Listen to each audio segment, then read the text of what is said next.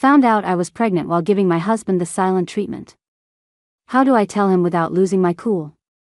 I posted online for help and decided to follow the advice from a commenter with a decade's worth of novel reading experience.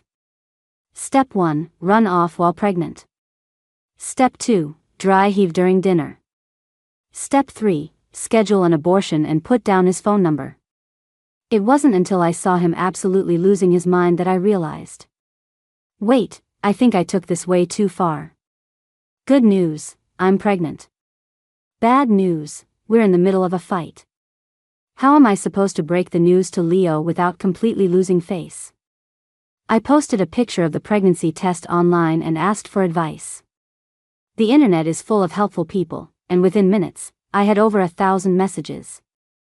Tell him the baby's gone, frozen to death by the Cold War with his dad. Look him in the eye and say, I am not fighting this battle alone. Make a dramatic comeback in 5 years with quintuplets. Just tell him, come here, I have something to tell you. This generation of internet commenters, they're so helpful. Watching the number of comments climb, I couldn't help but feel a little emotional. There are still so many good people in the world. Out of tens of thousands of comments, a few top-rated ones caught my eye. Run off while pregnant. Trust me, I've been reading novels for 10 years, I'm an expert. First, schedule an abortion and list his number. Then you can sneak over to St. Louis and cover my shift for half a day. I automatically ignored the second half of that one. At dinner, dry heave a few times in front of him, then run to the bathroom. Their claims of having read novels for a decade filled me with confidence. I looked at the message I'd sent him hours ago, still unread, and thought about Leo's cold expression. Annoyed, I blocked him. Have fun in my block list, you clueless idiot. I've got a big surprise waiting for you. First step of running away from home, pick out a sweet ride from the garage. My eyes immediately landed on Leo's favorite car, a sleek, black Bugatti supercar. You're the one, Leo's pride and joy. To really stick to the script, I specifically waited for the busiest day of Leo's work week before speeding off. Cruising in a supercar with the wind in my hair, I sighed. This is the life. Leo can go take a hike. The roads were clear, and I drove with all my luggage straight to my best friend Chloe's place. Lying on her sofa, I gave her a detailed rundown of my master plan. I didn't expect her to collapse onto my shoulder, doubled over with laughter. Seriously, Nina, what are you thinking? She asked, completely baffled. What did our dear CEO Lou do to get on your bad side this time? Just thinking about it made me furious. I hate to admit it, but the reasons for our past fights were a little shaky. Like the time he forgot to buy me the new Hermes bag on his business trip, only for me to realize I never told him I wanted it. Or the time he ate spicy Cajun food next to me while I was on my period. But this time, it was 100% Leo's fault. I told Chloe in no uncertain terms. Alright, spill. What happened? She said, propping up her chin and grabbing a bag of chips, ready for the drama. From our college days through my 2 years of marriage, this was her standard reaction whenever I told her about a fight between me and Leo. She was always sure we'd never have a real blowout. She'd already decided Leo and I were endgame. Stop eating. I smacked her hand away. General Chloe, show some respect. This is serious. Yes, ma'am, Commander Nina. The cause of this fight with Leo was a real tearjerker. That day, after arranging my collection of designer bags, I magnanimously decided to check on Leo, who was busy in his home office. I walked through the bedroom and into the office, standing right behind him. He was holding his phone, seemingly on a call, and holding a photograph in his other hand. I popped my head out from behind him. Leo. Usually, when he was busy, he'd look up at me and motion for me to find a seat and keep him company. When he wasn't, he'd pull me onto his lap to look over what I considered incredibly boring documents with him. But today, he was flustered, trying to hide something. The moment he heard my voice, he quickly stuffed the photo into a drawer. Leo, what are you hiding? His eyes darted away, avoiding mine. For someone usually so calm and rational, he looked surprisingly guilty. Nothing. Just some random junk. Leo. I was getting agitated. You're lying. Whenever he lies, he subconsciously taps his fingers on something nearby. I reached for the drawer. It's nothing, I said. He grabbed my hand, stopping me from touching it. Then he quickly locked the drawer. Leo, what is it that you can't tell me? I asked, hurt and confused. In all the years I've known Leo, he's never hidden anything from me. Even when his company was facing a crisis, all the confidential files were laid out in front of me, free for me to mess with. He wouldn't say what it was, just kept avoiding my gaze. I got more and more worked up, trying to snatch the key from his hand. In the struggle, I lost my balance and nearly fell flat on my face. Leo grabbed me and steadied me, then said impatiently, Lena, when are you going to stop making a scene? His voice was cold, laced with barely suppressed anger. I froze, then glared at him. Leo, if you can't stand me anymore, let's just get a divorce. I turned and walked out. Behind me, Leo made no move to follow or comfort me. Ugh, men. Crying over a man like that isn't worth it. I wiped my tears, packed my things, and moved into the guest room. Lying on the bed, I watched as dark spots of water slowly stained the silk duvet cover. I couldn't hold it in. Wah. The truth is, I saw it. The photo in his hand was of a woman. It looked old, the corners all faded and white. And the woman looked a lot like me. Chloe slammed her hand on the sofa. So you're saying Leo cheated on you? She rolled up her sleeves, furious, looking like she was ready to tear him apart. I shot her a sideways glance and said flatly, no, you can drop the act. She deflated back onto the sofa, then stroked my leg earnestly. Babe, if you're really being bullied, I'm 100% on your side. And that's why I ran off while pregnant.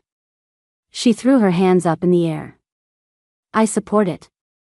I had just finished unpacking at Chloe's when my phone started ringing off the hook.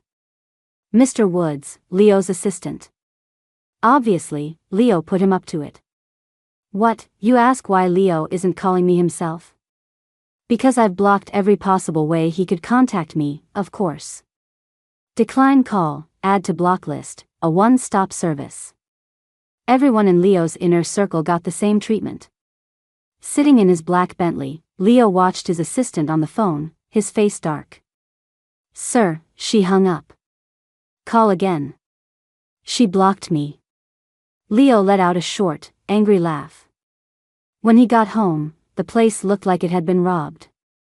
The bags and clothes in Nina's room were all gone, his own clothes were thrown on the floor, and, worst of all, his favorite car was missing from the garage. In an instant, Leo knew it was Nina's handiwork. I touched my face and smiled. Don't praise me, you'll make me blush. Anyway, things went exactly as you'd imagine. A huge storm started raging outside, and there was Leo, standing downstairs from Chloe's apartment building. He knocked on the door. Nina, open up. I didn't want to deal with him. I sat on the shoe-changing bench in the entryway, arms crossed, staring at the door. Who would have thought that Leo, freaking Leo, had the code to Chloe's apartment? The door swung open. Leo's cold, handsome face and his dark, furious eyes met mine. I whipped my head around to glare at Chloe, who was grinning like a Cheshire cat behind me. Chloe. Leo scooped me up from the bench and started carrying me toward the door to take me home. Leo, I'm not going back. I clung to the edge of a cabinet. Nina, what is this all about? Just listen to me. I stared into his eyes. Leo, you still think I'm just throwing a tantrum? I struggled out of his arms and pointed to the door. I don't want to hear it. Just go. Leo didn't move. Instead, he pulled out his phone and started tapping away at something. So, not even an explanation now? I looked at the face I had loved for so long. So, you've just been putting up with me this whole time? You really think I'm just being dramatic? Leo looked up and met my disappointed gaze, then suddenly shoved his phone in my face. Displayed on the screen was the Princess cruise ship I'd been obsessed with for ages, docked gracefully in some beautiful bay. My princess, your princess cruise. It's bought. I went silent instantly and lunged for his phone. Duh, that's the princess. That's $180 million. Hee hee, Leo's still got his good points. I held the phone, my face about to split from smiling. Nina, he said, taking the phone back. Can I talk now? I nodded like a bobblehead. That day, I was hiding a photo. The woman in the photo looked like you. I nodded, my eyes glued to the picture of the cruise ship. He lifted my chin, forcing me to look at him. I don't know that woman. She was just a candidate I was interviewing. I hid it because I was afraid you'd misunderstand. A pretty weak excuse, but there was a cruise ship involved. Besides, from the very beginning, I, like Chloe, didn't really believe Leo would cheat. We'd been together so long, there was at least that much trust.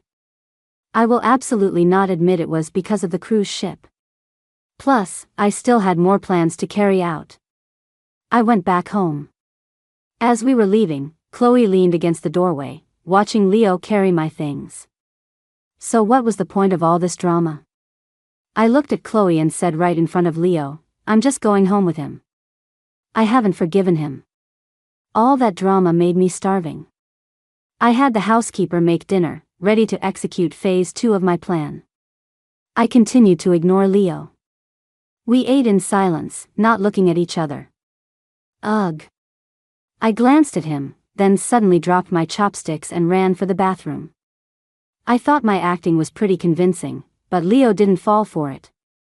He followed me in a panic, watching me dry heave, totally at a loss. After a moment, he finally spoke. Nina, what did you sneak eat this time? Huh? What's going on?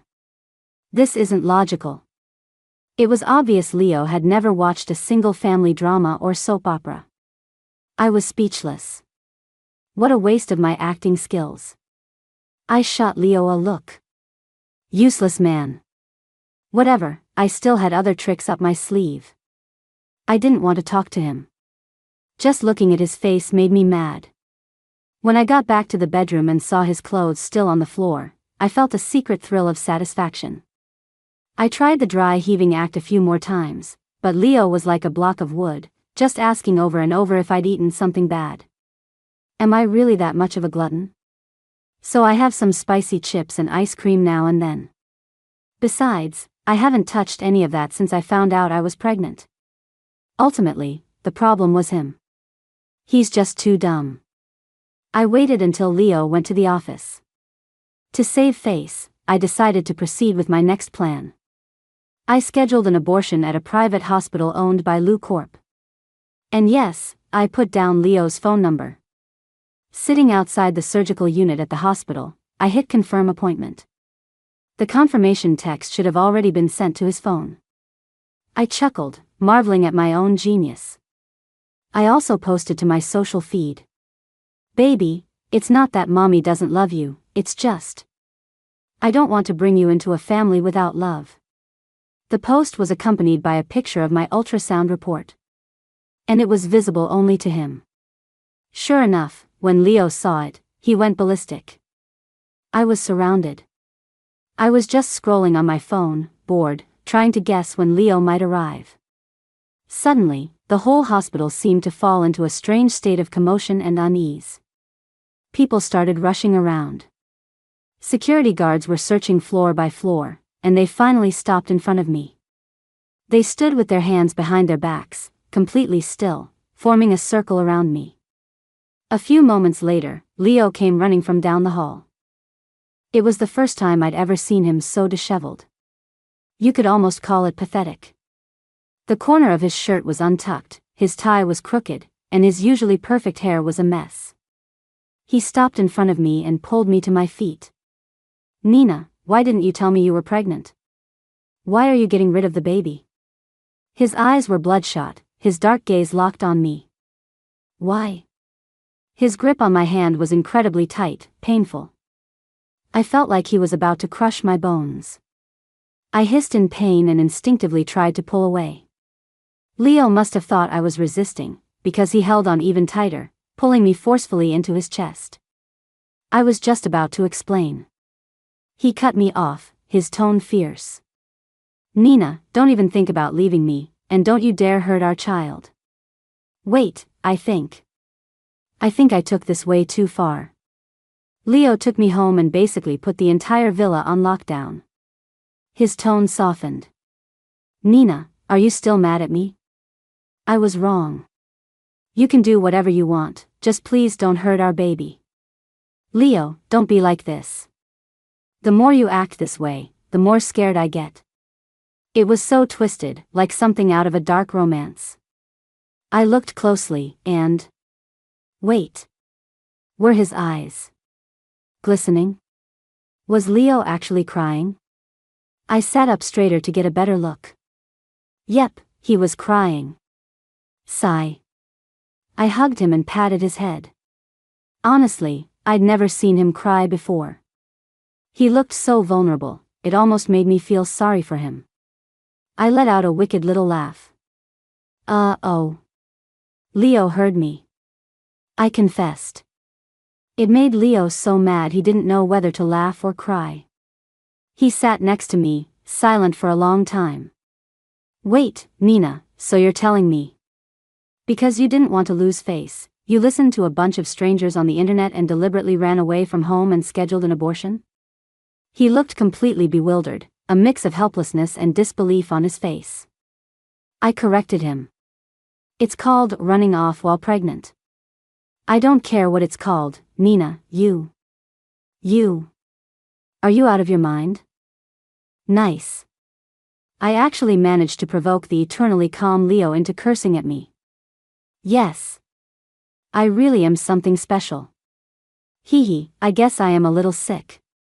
Got a little tumor growing inside me. He shot me a look and called me a smart mouth. Life after Leo found out I was pregnant wasn't all that different, except that it got even more comfortable. I spent my days dragging Chloe on shopping sprees at luxury boutiques. I didn't expect a pleasant surprise today. Leo was sitting in a coffee shop, and across from him sat a woman. It was the woman from the photo he'd tried to hide from me. I gripped Chloe's hand tighter, my eyes locked on Leo. Chloe glanced at me, then pulled me to a table behind Leo's, as if we were detectives about to bust a cheater.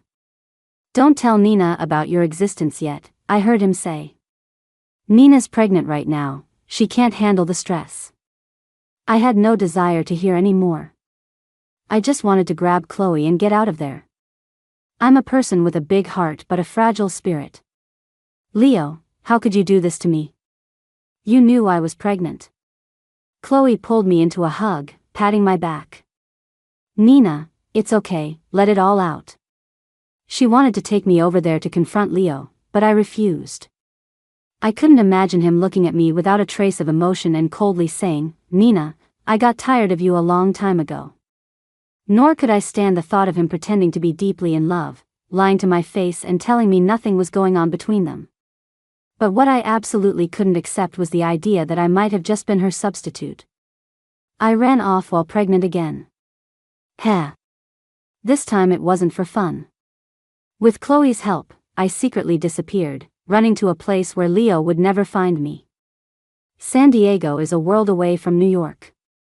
He'll never think to look for me here. Go be sweet with your precious treasure. I pouted. Don't tell Nina yet. So fake. Men are the absolute worst. Chloe came to visit me from time to time. She was my only source of information about the kid's dad. Apparently, after I left, Leo never stopped looking for me, mobilizing his entire network to track me down. But I also saw in the tabloids that the woman was appearing by his side. It looked like he was slowly trying to introduce her to the world. I thought about it resentfully, rubbing my belly. Baby, your dad is a real good actor. He was so nice to us, but the moment we left, he started looking for a replacement. A tear rolled down my cheek. I wiped it away. I don't know how much other people's tears are worth, but Nina's tears are priceless. Crying over a jerk like Leo just isn't worth it. The baby wasn't even born yet, and I had already decided to find him a new dad. I posted my profile on a dating site, making it clear I was looking for a father for my child and that I would give him half of my assets. I really didn't want to part with my money, but for this baby, I was making a huge sacrifice. Ever since I posted the ad, my DMs were flooded with requests. Hee. Still got it. After several rounds of screening, I decided to meet one of the candidates who met my requirements. Sitting in the coffee shop, my eyes went wide. No way. It's so random, but isn't this the guy I've mentally dubbed America's best neighbor, Dr. Julian Miles? Hi, I said, awkwardly waving a hand. Fancy seeing you here. He was very direct. It's not a coincidence. I came here on purpose. Ms. Scott, I've been following you for a long time. And I'm not interested in your assets. I just want to give you and your child a home. It was true, Julian didn't need my money. He was a top orthopedic surgeon at San Diego's #1 hospital, making 6 figures a month, not to mention his family was one of the wealthiest in the city. Still, the give you a home line struck me as kind of funny. I couldn't help but laugh out loud. That's a bit much, Dr. Miles, but I believe you. He really was a dependable person. From the moment I moved here, he had been quietly helping me, finding me an apartment, bringing me breakfast, and even giving up his huge house to be my neighbor, which I could never understand. Who gives up a mansion? Not me. I had a feeling about this. I was sure Dr. Miles had already fallen head over heels for me. Getting a little conceited. I should reflect on that. But I won't change. She doesn't need it. She and her child have a home. An angry but familiar voice came from behind me. Oh no. Leo found me. I spun around to see him standing behind me, his face contorted with rage, his eyes dark and shadowed, staring straight at me. Nina, you've got some serious nerve, he said, a cold laugh escaping his lips. You pulled the runaway pregnant stunt twice, and now you're trying to find a stepfather for my kid. His voice was trembling with suppressed fury. But my focus was elsewhere. Hey, he got the term runaway pregnant right. He's learning. Ahem. Off topic. This was the first time I had seen Leo in 3 months. He was dressed impeccably, and he'd even styled his hair. But seeing him just reminded me of his words, "Don't tell Nina," and a fresh wave of anger washed over me. I said coldly, "Where's this home you're talking about?" "We don't have one." Then, like a magician pulling a rabbit out of a hat, he took out our marriage certificate from his pocket. "Nina, don't you forget, we're married." Is he crazy? Who carries their marriage certificate around with them? He really. I could just cry. But a good horse doesn't go back to the same pasture. I stepped forward and linked my arm with Julian's. Good, you're just in time. We can go file for divorce. Mr. Liu, you're such a great guy. Surely you wouldn't stand in the way of my happiness, would you? His eyelid twitched, and he pressed his fingers to his temple, a sure sign he was at his absolute limit. My intuition screamed at me that now was not the time to provoke Leo. I grabbed Julian and fled the scene of the disaster, leaving Leo standing there, fuming helplessly. I came clean. The find a new dad plan ended in a miserable failure. Julian and I stood on the street corner, both of us silent. After a while, I spoke hesitantly. Dr. Miles, I'm really grateful that you played along with me, and I appreciate all your help these past few months. I closed my eyes, then said, cruelly but directly, "But, I'm so sorry." Julian cut me off, as gentle as ever. "Nina, you don't have to say any more." His expression was tinged with a hurt he couldn't quite hide, but he still tried to comfort me. He said he always knew there was someone else in my heart. He asked if it was the Mr. Liu from today. If you're ever unhappy, you can always come find me. He looked at me, his gaze warm and caring. Nina, I can wait for you. I didn't say anything, just shook my head. Julian, you absolutely must not wait for me, I said firmly. I'm not worth it. He wasn't wrong. Even after all this time away, I hadn't, and couldn't, easily erase Leo from my mind. Sometimes, in the middle of the night, I'd wake up with the strange feeling that Leo was there, watching over me. Whenever I felt the discomforts of pregnancy, I couldn't stop thinking about the days when Leo would rub my legs and hold me while I slept. Someone like me really couldn't compare to a sincere person like Julian, and I wasn't worth his weight. I sighed. Who even gets it? My plan to find a new dad was originally just to fill the male role that would be missing in my child's life. Well, so much for that plan. Now that Leo's here, I have to figure out where to run to next. Being a gentleman, Julian walked me home. Who knew Leo would be standing right at my door? It was pitch black by the entrance, and his figure was hidden in the shadows. I stopped, about to say goodbye to Julian, when a hand shot out of the darkness and yanked me forward. I jumped, startled, and looked up. Leo. Damn it, if this baby comes early, it's all your fault. Nina, don't you forget you have a husband. I replied coldly, Leo, I seem to recall leaving a signed divorce agreement on the table. His grip on my hand tightened. Nina, as long as I haven't agreed, you're still mine. He pointed at Julian. I forbid you from being with him. What kind of double standard is this? How is it that Mr. Liu gets to have his old flame and his wife and child? Furious, I confronted him. You forbid me from being with anyone else, so what gives you the right to cheat on me during our marriage? Why did you lie to me when you knew I was pregnant? Why did you lie to me the first time? Was that photo really just something you were casually looking at? Tears started streaming down my face without me realizing it, and my voice choked up. Leo, is it fun to lie to me? Was our entire relationship not even worth as much as some old flame who came out of nowhere? Leo, how much of what you've ever said to me was actually true? Wiping away my tears, I opened the door to my apartment, just wanting to be alone. Leo blocked the door with his hand. It got slammed, but he only winced, not making a sound. Old flame? What old flame? Leo brought his old flame to see me, and things were not at all what I'd imagined. Leo asked me what I was talking about, completely confused. I was too tired to answer him. You can't wake someone who's pretending to be asleep, and you can never get a man to admit he's still in love with his ex. To my surprise, I saw his old flame waiting just around the corner. She was wearing a little white dress and a black coat, looking small and sweet. She glanced over at me, and I could see she looked about 70% like me. And Leo still had the nerve to deny it. He even brought her here. I pointed at the woman, my voice full of anger. Mr. Liu, you brought her here yourself.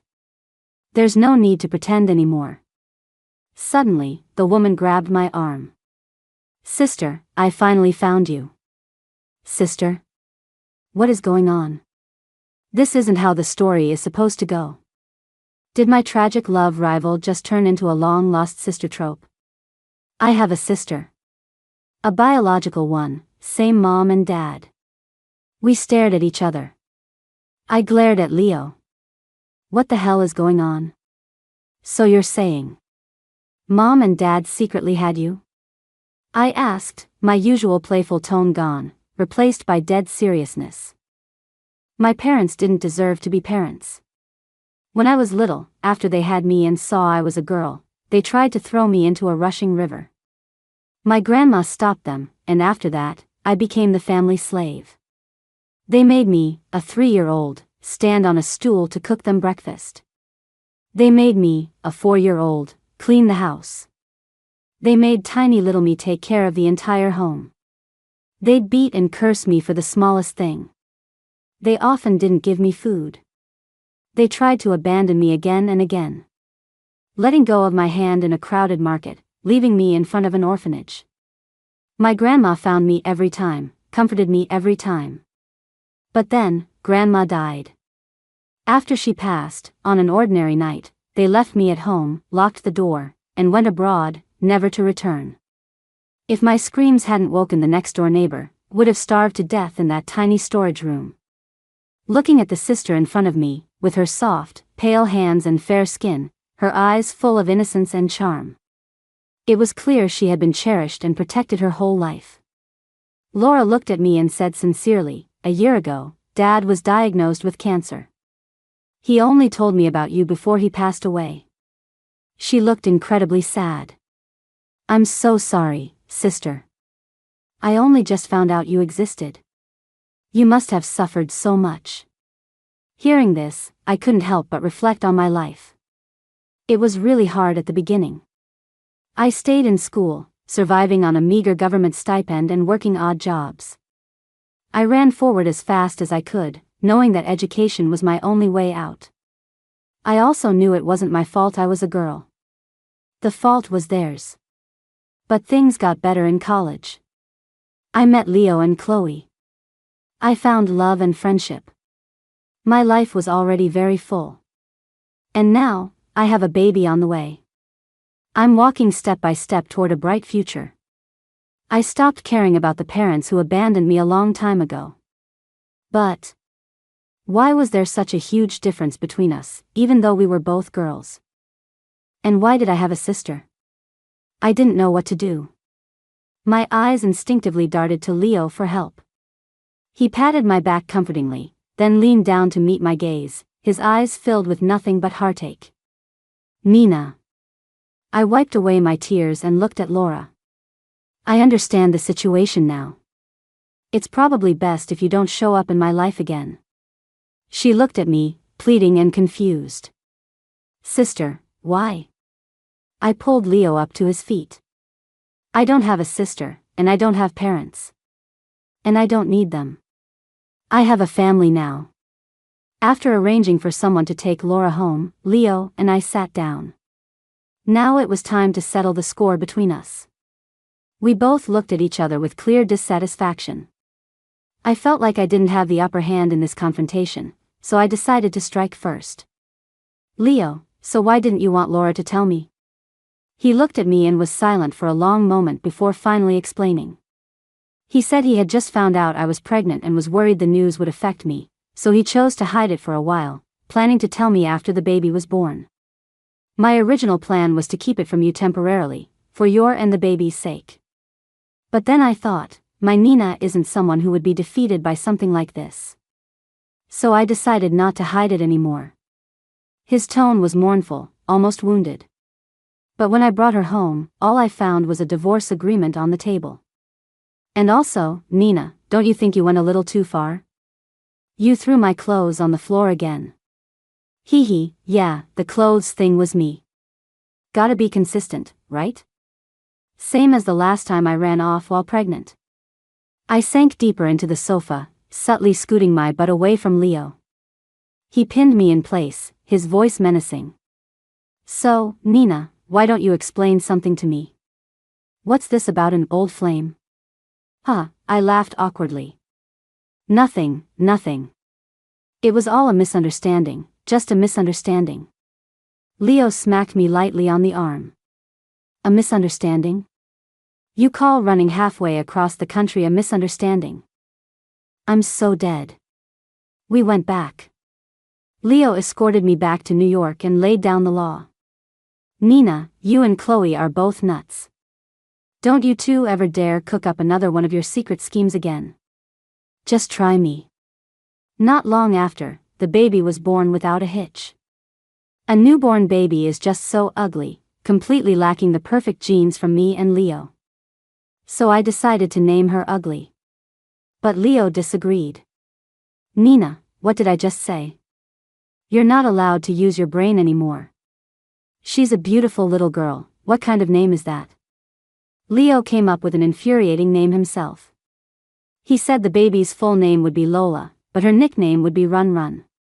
He said that when Run Run grows up and asks why her nickname is Run Run, we'll tell her all about my 2 glorious escape attempts. He's insane. Completely insane. I've decided to give him the silent treatment. And this time, I'm going to consult the internet again to decide when I'll make up with him. Leo's POV. My wife is giving me the silent treatment. The reason? Apparently, I have an old flame. I've been framed. I swear on my life, I'm a model American husband. All I did was see someone who looked a lot like my wife, did some investigating, and decided not to tell her until I had all the facts. I came home, and my wife, my whole entire wife, was just gone. It was bad enough that she took all her clothes, but she also deliberately threw my clothes on the floor and stepped on them a few times. Thankfully, I have a little money. I threw some of it at the problem and, after much difficulty, managed to coax her back home. But then, for some reason, my wife started acting weird again. Every so often, my wife would run from the dinner table to the bathroom to dry heave. I was worried sick. In a moment of frustration, I blamed her for eating bad food, and she had the nerve to roll her eyes at me. What was that for? Don't think I don't know she's always secretly ordering takeout when I'm not home. She doesn't even think about how the delivery guy wouldn't get past security without my permission. I wanted to take her to the hospital, and she called me clueless. Strange, so strange. Women are so strange. Then came the terrifying part. I was in a board meeting that day when a message suddenly popped up on my phone. Lou Corp Private Hospital MS. Scott, you have successfully scheduled an abortion procedure with the OB/GYN department for 2 p.m. Please confirm your appointment within the next hour. Ms. Scott. Abortion. Confirm appointment. I shot up from my seat, my mind racing through all of Nina's strange behavior over the past few days. So she was pregnant. That's why she was acting so weird. But why did she suddenly want to get rid of it? Why? Doesn't she want a child? I panicked. I threw out a meetings on hold and rushed out of the room, heading straight for the hospital. On the way, I saw a post she'd made.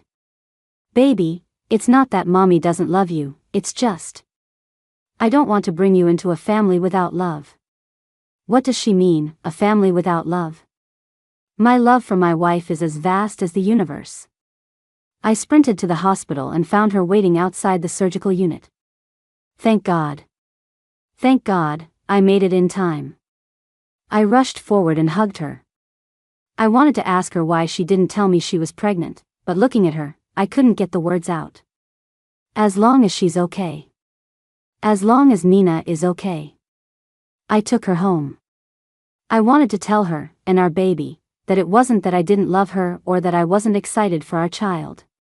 But it turns out, the whole thing was a setup. I'm shocked. I'm truly speechless. I have no idea what goes on in my wife's head. This terrible internet has corrupted my wife. I opened the TikTok she sent me, and there were over 100,000 comments. You horrible netizens. I'm going to memorize the IDs of everyone who gave her these terrible ideas and send them letters from my lawyer. My wife stopped me. Fine.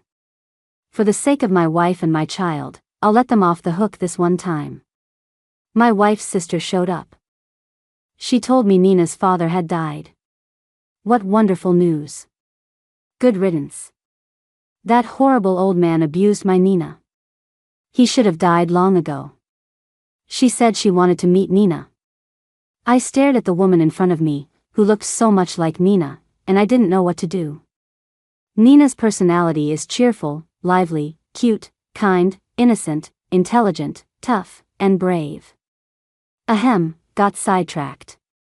Although Nina has a great personality, she's pregnant right now, and I didn't dare take the risk.